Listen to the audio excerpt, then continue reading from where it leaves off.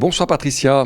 Septembre, c'est traditionnellement le mois de la rentrée, mais c'est aussi l'occasion des bilans de l'été. Et l'été du diocèse, en l'occurrence, a été particulièrement riche, avec pour point d'orgue les belles journées mondiales de la jeunesse au Portugal. Eh bien oui, parce qu'on a eu la chance de pouvoir amener une centaine de jeunes de Monaco, c'est beaucoup pour notre petit diocèse, qui étaient avec notre évêque, et puis une équipe évidemment d'adultes accompagnateurs, le service des jeunes du diocèse.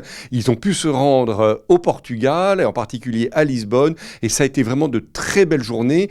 Si vos téléspectateurs le souhaitent, ils peuvent revenir dessus. On a mis un certain nombre de vidéos sur ces journées qui ont vraiment permis à ces jeunes à la fois de se découvrir entre eux, parce qu'ils ne se connaissaient pas forcément, de découvrir un peu plus la vie de l'Église et surtout de découvrir ce pape qui, dans quelques heures, sera ici à nouveau en voyage et en France. Oui, alors c'est l'événement effectivement de cette rentrée. Alors c'est presque aux portes de Monaco, en exagérant un petit peu, comme les Marseillais. C'est donc la venue du pape à Marseille et là aussi vous y serez, hein. Alors, le diocèse part demain matin, de bonne heure, 3 bus qui quittent Monaco avec des pèlerins qui vont se rendre pour ce grand moment de la messe présidée par le Saint-Père au Stade Vélodrome à Marseille. Notre archevêque, lui, est déjà sur place depuis mercredi puisqu'il participe aux rencontres méditerranéennes, vous savez, qui réunissent 70 évêques de tout le pourtour méditerranéen. Alors nous, on pense tout de suite pourtour méditerranéen, on a un peu tendance à penser le sud de la France, l'Italie, Monaco évidemment, et puis on pense un petit peu au pays du Maghreb. Il ne faudrait pas oublier aussi l'Espagne un petit peu plus loin, et puis de l'autre côté, la Turquie, la Grèce, Israël, le Liban. C'est la matrice un peu de notre civilisation judéo-chrétienne. Oui, et ce pourtour méditerranéen, vous l'avez dit, qui est confronté à cette terrible crise des migrants, dont on dit qu'elle sera très certainement la principale tonalité et même tonalité politique dans le discours du pape. Oui, très vraisemblablement. On connaît un peu les positions du pape, il les répète. Vous savez qu'à l'origine de ces rencontres méditerranéennes, il y a ce fameux voyage à Lampedusa il y a 10 ans, où voilà, une prise de conscience.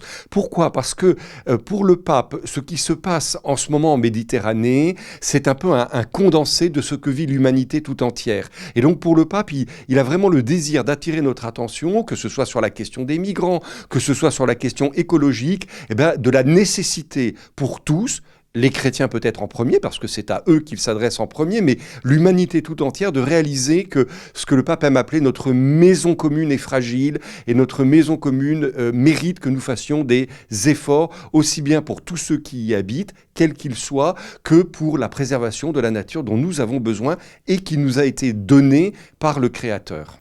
Pour l'actualité plus proche de nous, à Monaco cette fois, à l'occasion de cette rentrée, vous venez d'adresser une lettre de proposition, en quelque sorte, qui vient d'être donc adressée aux habitants de Monaco. Quelle en est la teneur et pour quelles raisons avoir souhaité mettre en place cette initiative ?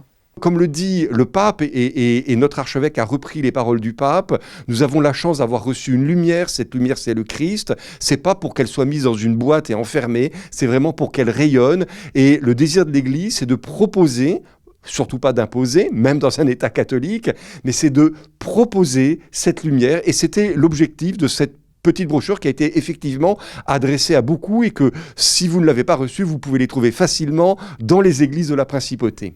Vous avez évoqué le travail des paroisses, il y a aussi un travail quotidien au diocèse avec la cellule vidéo. Vous avez évoqué au début de cet entretien les images que l'on pouvait retrouver des JMJ. Il y a aussi l'agenda présenté par Ferxel Fourgon qui vient de sortir le tout nouvel agenda vidéo. Cette cellule vidéo et réseaux sociaux, c'est indispensable aujourd'hui d'apparaître sur ces terrains-là.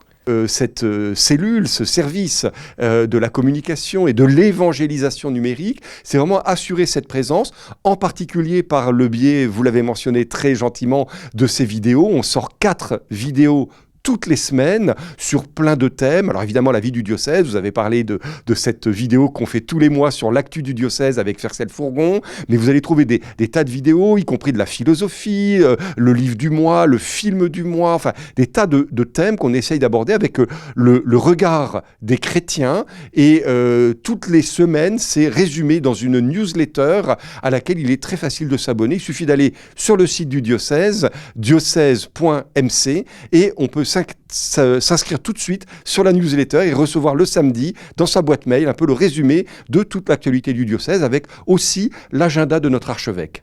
Et dans les actions de rentrée et peut-être des prochains mois, vous allez également poursuivre les conférences et rendez-vous dans cet écrin qui est parfaitement propice avec l'Agora. Oui, alors bien sûr. Alors simplement ce que notre évêque a souhaité, jusqu'à présent on avait un cadre, comment dirais-je, un peu rigide, où en début d'année on disait voilà à peu près toutes les conférences qui vont avoir lieu dans l'année. Et puis on a réalisé notamment avec la crise Covid que c'était compliqué à tenir, qu'il y avait des moments où vraiment c'était la quadrature du cercle. Alors notre archevêque a souhaité qu'il y ait un peu plus de souplesse, et donc désormais ce sera plutôt au fur et à mesure que l'année se déroulera, qu'on va orienter, se dire tiens, là c'est important qu'on intervienne sur ce sujet-là, et on va faire venir des débatteurs, des conférenciers, mais de manière plus ponctuelle. Eh bien écoutez, on sera très attentifs et l'on suivra ça également sur Monaco Info. Merci Christian Venard d'avoir été notre invité pour évoquer la rentrée du diocèse. Merci à vous.